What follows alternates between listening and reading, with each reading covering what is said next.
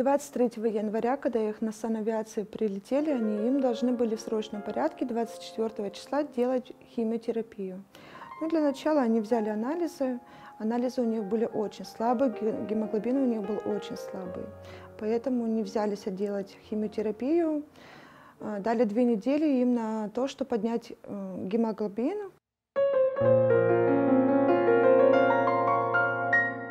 Ну вот им сделали первый блок, получается.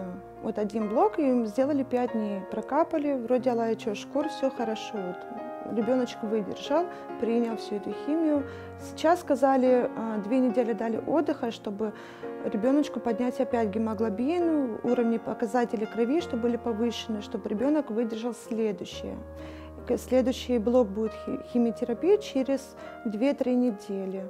В общем, всего блоков, 11 блоков химиотерапии.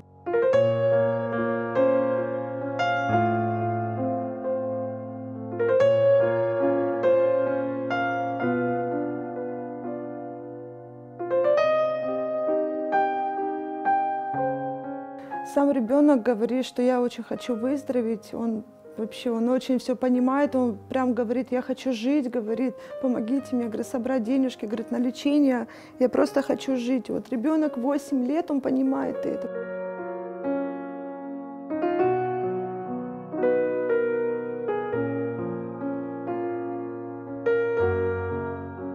Вот у нас осталась сумма к сбору 3 миллиона рублей. Я очень прошу, давайте еще раз приложим к этому усилия, поможем ребеночку, иншаллах, яхшаллах, ребеночек, все будет хорошо, с Божьей помощью.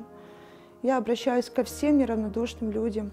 Давайте соберем опять нужную сумму, чтобы закрыть сборы и помочь ребеночку.